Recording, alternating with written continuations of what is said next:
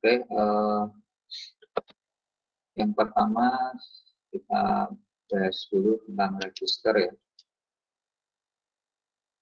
Nah, register itu merupakan kumpulan blok yang bekerja bersama-sama sebagai satu unit kesatuan. Jadi kalau kemarin sudah bicara flip-flop ya, flip-flop bisa pakai JK, bisa pakai SR. Itu kalau digabung ya beberapa flip-flop itu, maka akan berubah menjadi rangkaian register. Nah, biasanya register ini digunakan untuk menyimpan data-data yang biner ya.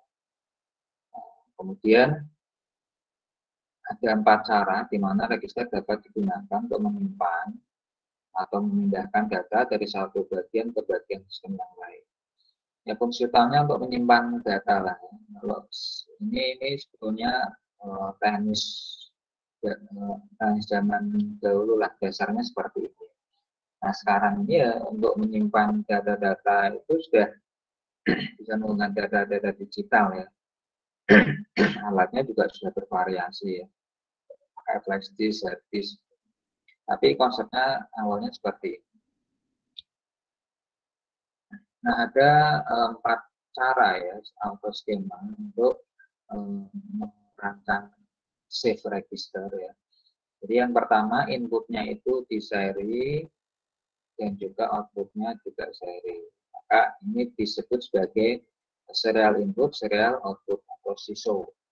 Jadi input dan outputnya sama-sama disusun secara serial. Kemudian ada juga PISO ya, atau paralel input serial output. Inputnya yang paralel nih, inputnya masuk paralel, beberapa input secara paralel, tapi outputnya hanya serial saja. Jadi beda dengan yang pertama tadi. Seri, sama-sama seri. Kalau ini paralel, input serial output. Kemudian ada juga ya skemanya yaitu serial input paralel output. Inputnya serial, tapi outputnya yang paralel. Keluar bersamaan. Nah, yang terakhir ada PIPO, paralel input, paralel output. Jadi maupun input dan outputnya sama-sama disusun secara paralel. Di paralel semua. Nah, ini 4 jenis rangkaian register. Nah, skemanya kayak gini lah ya. Jadi ini tadi yang SISO, serial input, serial output, ya. Inputnya ini ya, inputnya nih. Contohnya misal bloknya ya, atau sinyalnya 1101. Nah, ini sebagai input. Inputnya seri. Ternyata outputnya juga seri. Ini outputnya adalah I3 ya, serial. Terus ada SIPO tadi ya, serial input, paralel output. Inputnya masih seri, tapi outputnya paralel. Setiap flip-flop ada output di 0, kemudian nanti output ini menjadi input, lalu output lagi di 1. Nah, output Q0, Q1, Q2, Q3 ini paralel. Nah, ini rangkaian flip-flopnya menyusunnya seperti ini. Ini contoh skema untuk SIPO. Lalu untuk PIPO, paralel input dan outputnya ya. Inputnya ini paralel nih ya, ada input D0, D1, D2, D3. Nah, ini disusun paralel. Outputnya juga paralel ya. Jadi masing-masing flip-flop ini punya input, punya output, sehingga paralel. Ya. Nah, yang terakhir tadi ya, ada PISO ya, paralel input, serial output. Ya. Inputnya paralel D0, D1, D2, D3, tapi outputnya hanya satu di akhir saja. Outputnya hanya satu pengeluaran. Nah, itu tadi tentang skema-skema dari register. Berikutnya contoh register itu ya counter, ini juga termasuk register. Jadi counter atau pencatat merupakan sebuah register yang mampu menghitung jumlah pulsa clock atau detak yang masuk melalui masukan detaknya atau inputnya.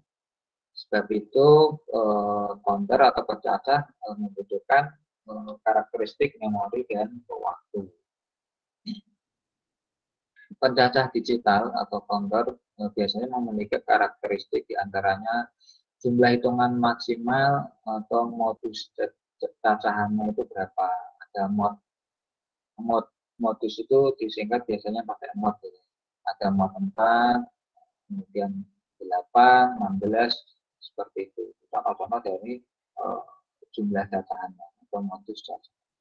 Kemudian menghitung ke atas atau ke bawah, nah ini akun dari counter ya. Jadi jenis counter itu cara menghitungnya bisa dari 0 ke naik ke 1, 2, 3 seterusnya sampai 15, 14 ini. Kemudian dari 15 menuju ke 0 itu untuk yang jenis down. Kemudian ada juga jenis asinkron maupun sinkron ya. Asinkron itu sama sinkron bedanya tadi ya, seri atau paralel tadi input outputnya. Kemudian bisa bergerak bebas atau berhenti sendiri. Nah ini sudah di setting ya. Kemudian manfaat counter itu antara lain ya biasanya dipakai untuk mengukur frekuensi atau membagi frekuensi, kemudian untuk menyimpan data, mengurutkan alamat atau dan lain sebagainya. Jadi kembali ke awal dulu bahwa fungsi utama dari gerbang logika kemudian disusun menjadi flip-flop itu kan mereka untuk membuat sistem otomatisasi secara digital. Tentu membutuhkan penyimpanan ya memori. Karena memori itu yang dibaca kemudian akan dijalankan oleh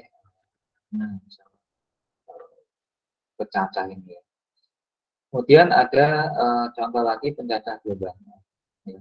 Sebelum ke sana tadi kita bicara tentang counter sinkron dan asinkron dulu ya. Jadi ada jenis counter yang asinkron maupun sinkronus. Asinkron itu biasanya output masing-masingnya setiap flip-flopnya itu yang akan digunakan itu bergulir secara berurutan. Artinya disusun secara serial betul ya. Jadi output dari satu flip-flop nanti digunakan sebagai input untuk flip-flop kedua. Lalu output flip-flop kedua digunakan sebagai input flip-flop berikutnya dan seterusnya seperti itu ya. Jadi hal ini karena flip-flop yang paling ujung saja yang dikendalikan sinyalnya ya. Sedangkan sinyal yang lainnya diambil masing-masing flip-flop sebelumnya. Jadi tadi yang saya sampaikan output dari flip-flop sebelumnya itu dipakai sebagai input untuk flip-flop berikutnya. Nanti sinyal yang terakhir ya output dari flip-flop paling akhir paling ujung itulah yang nanti dikenal sebagai sinyal. Lalu ada juga flip-flop yang sinkronus. Nah, ini yang paralel. Output flip-flop yang digunakan bergulingan secara serentak. Jadi setiap flip-flop itu punya outputnya masing-masing, maka dia outputnya serentak. Disebut sebagai sinkronus. Hal ini disebabkan karena masing-masing flip-flop tersebut dikendalikan secara serentak oleh satu sinyal clock. Oleh sebab itu, sinkronus counter disebut sebagai paralel counter. Jadi intinya yang asinkronus counter itu disebut sebagai serial counter, kalau yang sinkronus disebut sebagai paralel counter. Nah, serial paralel itu dilihat dari outputnya ya untuk counter. Nah, outputnya itu apa serial atau paralel. Nah, skemanya kira-kira seperti ini ya untuk asinkronus counter ini. Jadi nah ini clock ya sebagai input, kemudian nanti output akhirnya di sini. Beda dengan, jadi ini sama-sama serialnya. Beda dengan yang sinkronus counter. Nah, kalau yang ini, nah ini inputnya, nanti masing-masing flip-flopnya ini punya output yang paralel di A, di B, di C. Kalau tadi outputnya digunakan sebagai input untuk flip-flop berikutnya. Kalau ini tidak ya, karena outputnya langsung paralel dari awal. Masing-masing punya output. Nah, contoh lainnya ya, jenis dari counter itu pecacah gelombang ya. Ini tergantung mode-nya berapa, modulnya atau modulus ya, atau modusnya. Pencacah digital hanya akan menghitung dalam binar atau kode biner ya. Satu pencacah digital yang menghitung binar dari 0000 sampai 1111 dapat disebut sebagai pencacah modulo 16 atau mod 16 ya. Modulus dari suatu pencacah adalah jumlah hitungan yang tinggal lainnya. Nah, modulo ini disingkat mod gitu aja ya. Dengan demikian, maka pencacah ini disebut sebagai pencacah mod 16. Nah, kalau misalkan mod 4 ya, ya ini nanti sampai cacahannya ya 0, 1, 2, 3 saja. Misalkan mod 8 ya nanti dari 0, 1, 2, 3 seterusnya sampai 7. Dan ini contoh dari mod 16, maka nanti dari 0 sampai 15 cacahan. Nah, urutannya di tabel outputnya ya nanti di 0, 1, 2, 3 itu ya 01, kemudian 00, 0000, 00, 00, 00, terusnya 1. Nah, ini berselang-seling ya. Ini artinya menunjukkan dia mod berapa ya. Kalau nanti mod misalnya mod 8 ya sampai sini aja ya. Sampai 7. 01, 01, sampai 7 saja. Nah, itu bentuk cacahannya ya. Urutan hitungan dalam biner dari 0000 sampai 1110 atau dari cacah 0 sampai cacah 15 desimal. Nah, pencacah gelombang mempunyai karakteristik sebagai berikut ya. Jumlah cacahan maksimal yaitu 16 mod ya sementara ini. Ya, tapi bisa berkembang ya namanya teknologi itu kan. Kemudian menghitung ke atas mulai 0 sampai dengan 1 ya. Jadi ini termasuk jenis yang ya kan ada yang jenis gambar ya. Counter ini. Terus kalau komputer itu kan sekarang dulu itu ya kita pakainya bit gitu ya. Jadi perkembangan teknologi itu akan terus berkembang dan mengubah ya. Nah, sekarang seorang sudah mengembangkan yang namanya qubit ya, bukan lagi bit. Kalau sekarang kan komputer berapa bit. Nah, kalau kita ingin punya 1000 core itu kan misalkan ya kita harus memparalel dari sekian banyak komputer ya. Jadi, komputer misalkan komputernya 64 bit, pengen 1000 bit ya harus kita paralel banyak. Itu baru bisa membuat 1000 core ya. Tapi kalau sekarang ini orang sudah beralih ya, mulai beralih atau dikembangkan dari bit ke qubit ya. Itu singkatan dari quantum bit. Jadi nanti lebih cepat teknologinya. Jadi komputer itu akan terus berkembang. Dengan teknologi quantum bit ya itu nanti running job itu bisa lebih cepat ya. Kemudian orang membuat pemrograman butuh spek yang tinggi. Nah, kalau yang sudah pakai quantum bit itu sudah lancar banget ya, cepat sekali ya. Dan biasanya digunakan sebagai teknologi yang maju. Nah, contohnya IBM, nah ini mulai mengembangkan sudah dapat sekitar 128 qubit ya, itu sudah sekian pangkat bit namanya ya. Sudah bukan 64 bit lagi, bukan 128 bit, tapi 128 bit itu artinya 2 pangkat 128. Nah, itu kalau kalian hitung tuh sudah sangat cepat sekali ya. Nah, Berikutnya pencacah ini atau counter ini juga disebut sebagai pembagi frekuensi. Salah satu fungsinya tadi kan membagi frekuensi ya. Nah, frekuensi Q0 itu artinya setengah dari frekuensi clock atau inputnya. Misalkan inputnya 60 ya, MB, megabit misalkan, megabyte ya. Nah, itu setengahnya berarti frekuensi Q0 itu bernilai 30. Seperempatnya seterusnya. Nah, Q1 itu setara dengan seperempat frekuensi clock, Q2 itu setara seperempat frekuensi clock, Q3 setara dengan 16 frekuensi clock.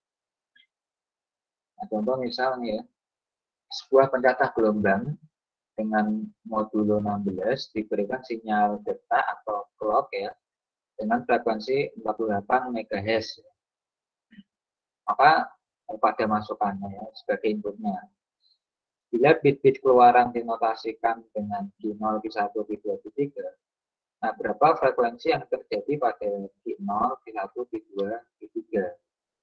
Nah itu bisa dijawab langsung ya tadi bahwa Q0 itu setengah dari frekuensi clocknya, berarti 24, Q1 12 MHz, Q2 6 MHz, Q3 per 16 dari 48 nilainya 3 MHz. Nah ini bentuk pembagian dari frekuensi bit yang jadi masukan pada komputer yang sekarang kita gunakan ini kan hanya bisa membaca bit 0 atau 1 saja. Jadi kalau misalkan dibedah itu kemungkinannya itu nilai biner yang muncul itu bisa 0, bisa 1. Tapi kalau di quantum bit ini yang sedang berkembang itu nanti keluarannya itu tidak 0 atau 1, tidak milik 0 atau 1. Jadi kalau misalkan bit itu kan keluarannya 0 atau 1, berarti masing-masing itu peluangnya hanya 50%, 50% ya.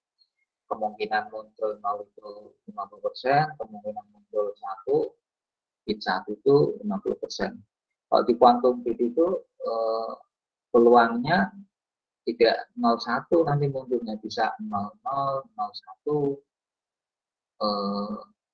10, 11. Artinya di waktu bersamaan itu bisa muncul 0 dan 1 secara bersamaan.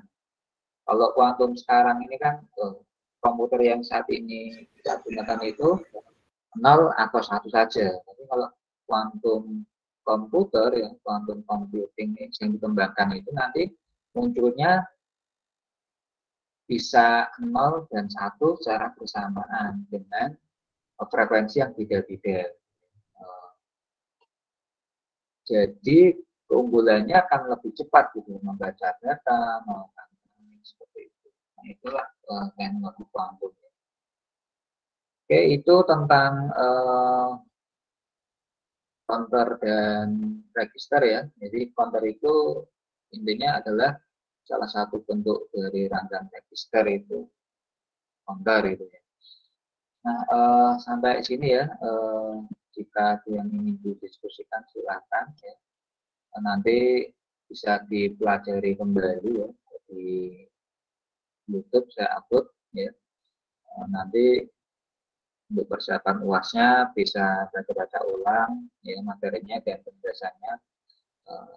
Seperti biasa kan saya share di YouTube ya untuk persiapan UAS besok. Kemudian pertemuan berikutnya minggu depan itu kan sudah masuk PTN ya, cuma sepertinya belum 100% PTN ya, artinya tidak semua mata kuliah sepertinya akan PTN ya. Nanti kalau misalkan PTN ya materi berikutnya kita bahas tentang rangkaian kombinasional ya, bisa secara PTN ya, tapi kalau misalkan masih online ya nanti seperti biasa bisa Arduino ataupun itu. Ya, sampai sini ya, nanti bisa dipelajari kembali. Jika tidak ada yang ingin didiskusikan, saya kira cukup ya. Selamat pagi. Assalamualaikum warahmatullahi wabarakatuh. Waalaikumsalam warahmatullahi wabarakatuh. Terima kasih. Waalaikumsalam. Terima kasih, Pak. Terima kasih, Pak.